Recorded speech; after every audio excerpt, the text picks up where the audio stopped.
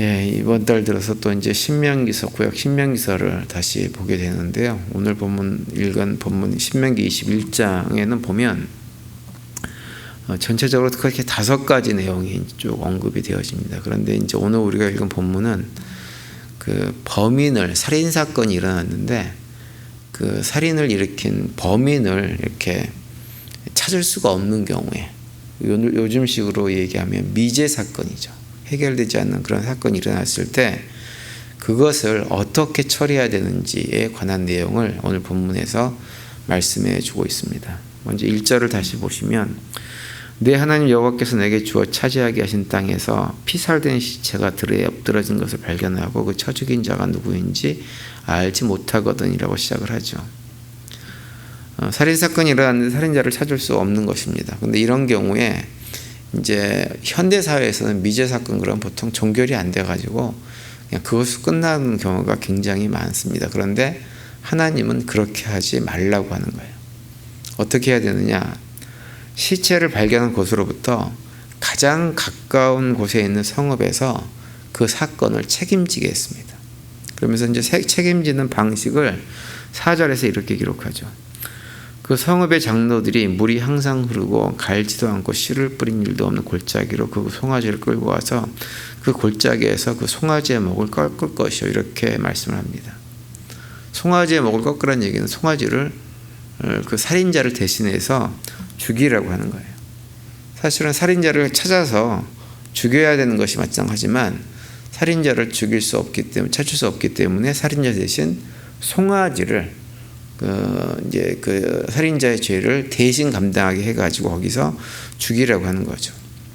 그러면서 6절에서 어떤 얘기를 하냐면, 송아지를 꺾은 후에 목을 꺾은 송아지 위에서 그 성읍의 장로들이 손을 씻으라, 이렇게 얘기를 합니다. 그렇게 하는 이유는 뭐냐? 송아지를 죽인 피를 흘린 냇물에 이제 손을 씻으면서 그 살인자에 의해서 흘린 그 살해당한 자의 피가 더 이상 그 성읍과는 아무런 상관이 없다고 하는 것을 피 묻은 손을 씻음으로 해서 확인해 주는 것입니다. 그러면서 이제 7절과 8절에서 하나님께서 이렇게 선포를 하라고 이렇게 말씀을 하죠. 7절과 8절 보시면, 말하기를 우리의 손이 이 피를 흘리지 아니하였고 우리의 눈이 이것을 보지도 못하였나이다.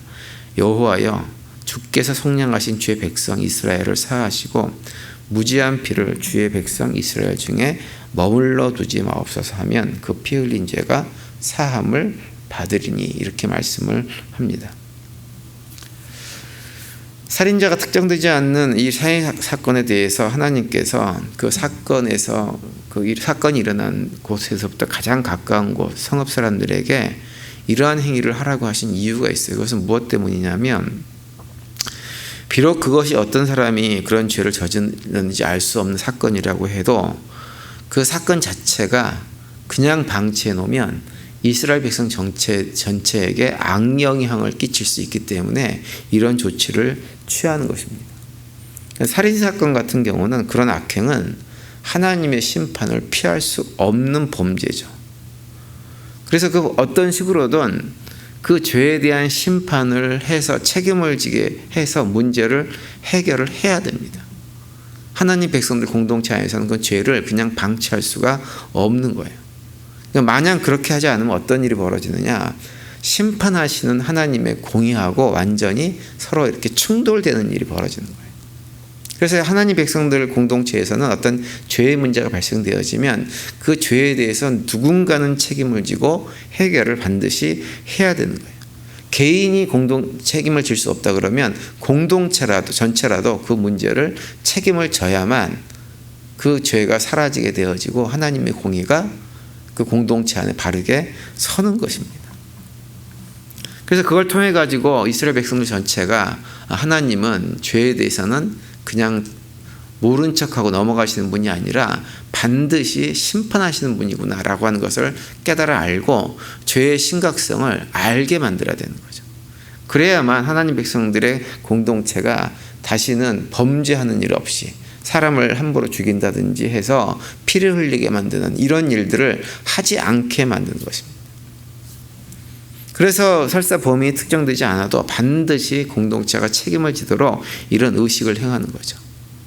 그래서 그런 또 의식을 행함을 해가지고 하나님의 공의만 세우는 것이 아니라 그 공동체가 가지고 있는 책임으로부터 또 자유롭게 만들어주는 그런 것을 목적으로 해서 이런 의식을 치르도록 한 것입니다. 이것이 얘기해 주는 것은 무엇이냐면 공동체 식구들은 그 공동체 안에서 어떤 형태로든지 하나님께 죄악을 행하는 일이 벌어지면, 그리고 그 죄악으로 인해서 어떤 결과가 우리에게 다가오면 그 결과를 책임지는 자세를 취하는 것이 하나님 백성들이 가져야 될 바른 자세라고 하는 것을 오늘 본문이 우리에게 말씀을 해주고 있는 거예요.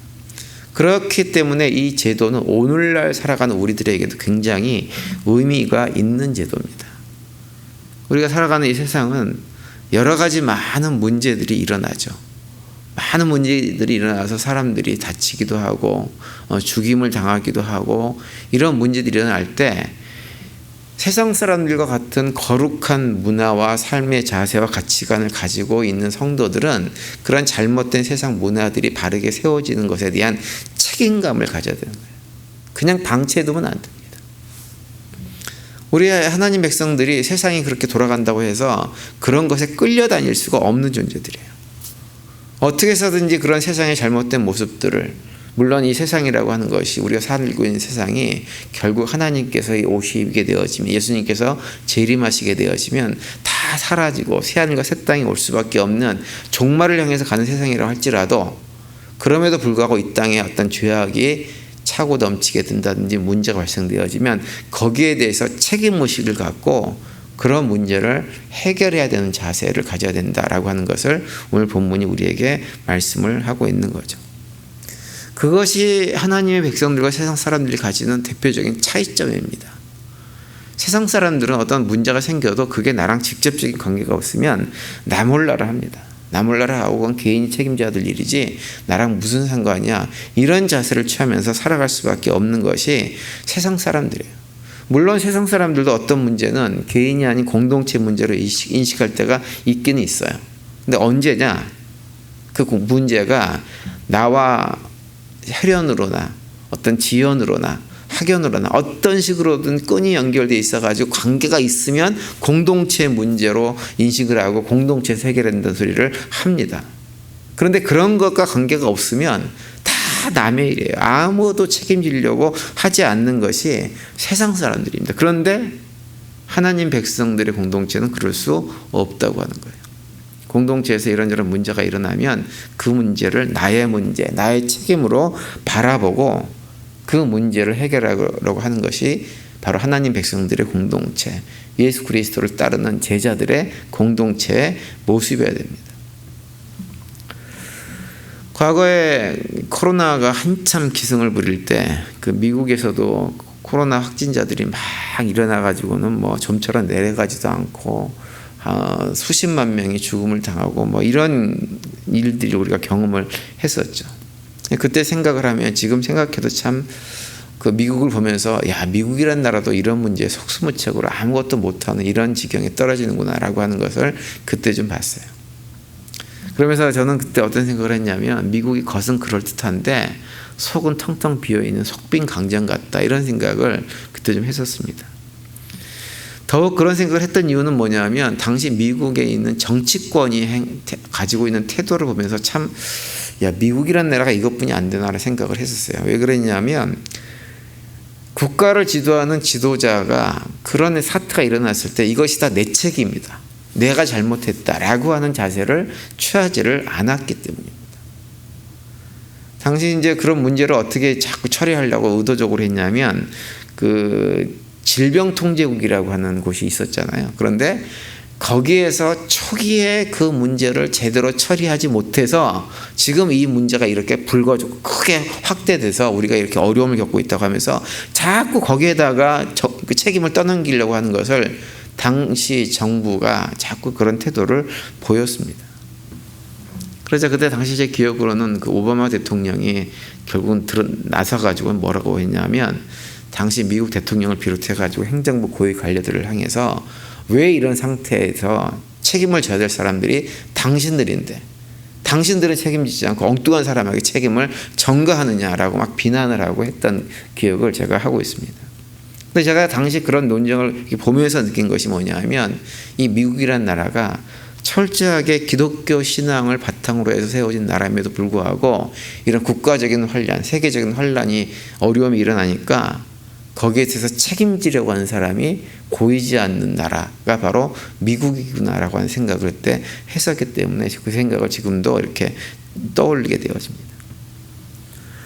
오늘 우리가 본문에서 송아지라고 하는 존재는 무엇을 상징하냐면 궁극적으로는 우리의 죄를 대속하신 예수님을 상징하는 짐승이기도 합니다. 왜냐하면 예수님이 이 땅에 오셔가지고 마치 송아지가, 아무런 죄도 없는 송아지가 다른 살인자의 죄를 대신 짊어지고 죽은 것처럼 예수님도 사실은 우리의 죄와는 아무런 상관이 없으신 분인데 마치 그것이 자기의 문제, 자기의 죄악이라고 되는 것처럼 자기가 책임을 지겠다고 해서 이 땅에 내려오신 분이 바로 예수님이기 때문에 그렇습니다.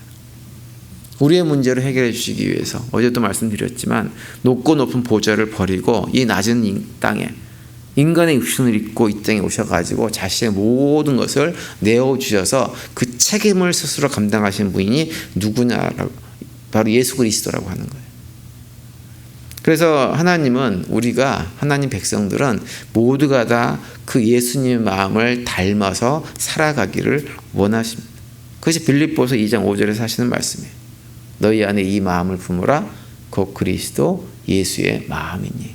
우리가 그 예수님의 마음을 품고 살아가기를 원하세요. 단순하게 낮아지고 순종하는 마음뿐만 아니라 예수께서 그렇게 낮아지고 순종하신 보다 근본적인 이유, 본인은 아무런 죄가 없지만 우리 인류의 죄, 우리들의 죄를 마치 자신의 죄라도 되는 것처럼 스스로 책임지려고 하는, 그래서 낮아지시는 그 예수님의 마음을 닮아가야 된다고 오늘 빌립보서 2장에서 말씀을 하고 있는 것이고, 그러한 모습으로 살아가는 것이 바로 하나님 백성들의 공동체라고 하는 것을 오늘 본문이 우리에게 말씀을 해주고 있는 거예요. 그래서 하나님 백성들의 공동체인 우리들은 공동체의 문제를 더 이상 남의 문제로 생각하고 나몰라라 할 수 없습니다.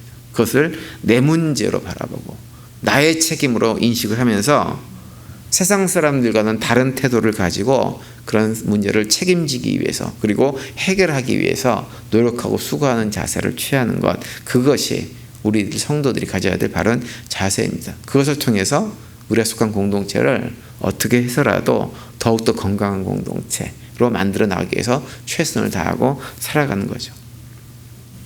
우리가 구약 성경을 이렇게 쭉 보고 있으면 구약의 많은 율법들이 그런 사회적인 문제에 대한 책임을 굉장히 많이 강조합니다. 그것은 예수님도 마찬가지예요. 공생을 통해 가지고 그 공동체가 돌봐야 되는 사회적 약자들의 이런 문제에 대해서 예수님께서 정말 많은 관심을 기울이고 거기에 대해서 무책임하게 나몰라라는 지도자들에 대해서 아주 심하게 책망하신 것을 우리가 복음서를 통해서 쉽게 찾아볼 수 있습니다. 이웃의 문제는 이웃의 문제가 아니라, 사회 문제는 사회 문제가 아니라 바로 우리의 문제라고 하는 것을 기억하고 책임지는 자세를 져야 하는 것이죠. 따라서 오늘 하루도 이제 살아가시면서 그런 고백 가운데 살아가시면서 하나님께 영광을 돌리고 우리의 모습이 하나님께서 기뻐하시는 모습으로 세워지는 복된 하루가 될 수 있게 되기를 간절히 바랍니다. 그래서 우리의 작은 노력을 통해서 주변에 일어나고 있는 여러 가지 문제들을 조금이라도 해결할 수 있는 하나님의 선한 도구로 귀하게 쓰임받는 복된 하루가 되시기를 간절히 축원을 드립니다.